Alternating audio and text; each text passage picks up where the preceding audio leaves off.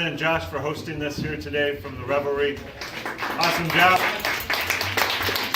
Jenna's the one in the cool hat.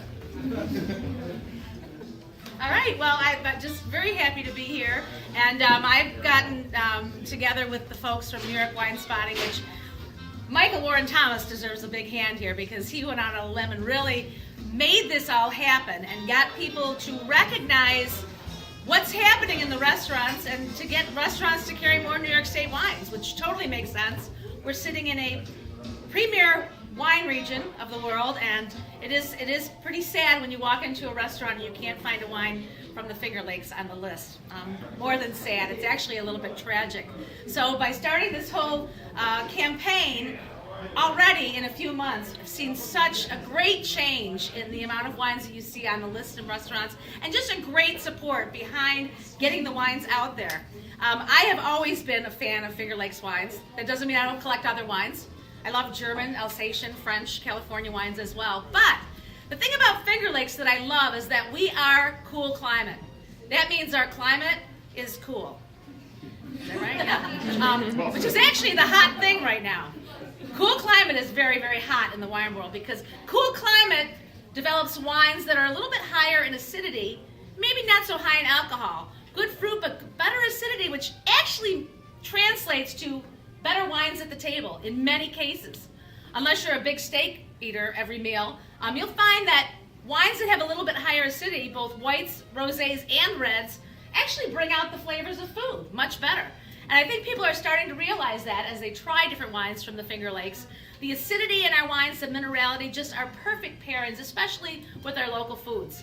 And I think, you know, when you look at restaurants all over the world, in the big cities, you're starting to see, you know, Austrian, Alsatian, Finger Lakes, wines appearing that really make sense with good food. So I am very honored to be a part of the team that is working to help make this happen. And did you want to say anything? Well, actually, can I ask you to tell your story, Mike? I don't want to put you on the spot, but let me introduce a friend of mine, Mike Jones, who I think has the best wine palate of anyone I know in all of Rochester. And I really say that honestly because I've seen some of the tastings he's done at Oak Hill Country Club, and I've seen the wines from his cellar, and I am very much a fan of your writings and your blog. And Mike actually collects wines from around the world, but has tried some Finger Lakes wines recently and had a very neat experience. And if you wouldn't mind just telling people what happened with your Weimer wines, that would be great. Well, we happened to be in here for dinner. As a matter of fact, we were sitting at a table right over there by that window, and I had some folks in from out of town and wanted to show them Finger Lake wine. And I looked at the menu and I spoke with Josh. Actually, Josh came by, and he mentioned the Herman Weimer Magdalena Vineyard, and I've had Herman Weimer wines over the years, and I liked them, but I hadn't had the Magdalena Vineyard. We got the bottle, we opened it up, and I was blown away. I just thought the wine was tremendous, and my guests were absolutely flabbergasted that this was New York State wine. That's an exceptional bottle, but I learned that sometimes one bottle you can be fooled. You know, next time you come back to it, it can be different. So I got in the car, I drove down to the winery and tasted with Oscar and bought 3 more cases to bring it home. And then when I got it home, I said, you know, years ago over at Max at Eastman, Olivier Humbrecht was here, and Tony Goulet put on a dinner with him, and that was a great affair. And I've always enjoyed the Zin Humbrecht wines, and I had them in my cellar, so I thought, you know, there's a lot that reminds me of Zin Humbrecht in this Magdalena Vineyard. So we had a wine dinner over at Oak Hill coming up with a group of friends that we get together all the time. So I said, okay, we're going to do a wine tasting, and I threw in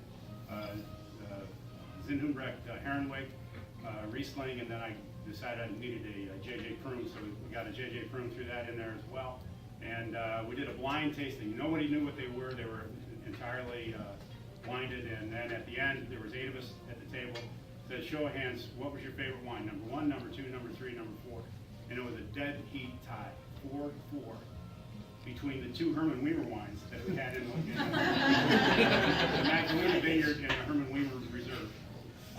And it was an amazing night. And so I posted on my blog about it. I'm just an amateur wine taster, but Oh, you're better than I that. post on a lot of her friends, and Holly saw it, so that's how.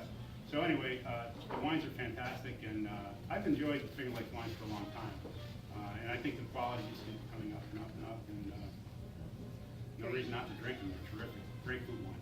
Thank you so much for sharing that story. And again, this is how it really starts to snowball. You see a wine on a list, or by the glass, or by the bottle, and you're with friends and you try it, and you try it with food, and people are realizing that our wines are so phenomenal. And then the word starts to spread. And you take a bottle to the next party, and somebody else tries it who hasn't had it before, and this is what it's all about. So thank you all for coming, and I'm going to turn it back over to Michael to tell you a little bit about what he's doing with the campaign. So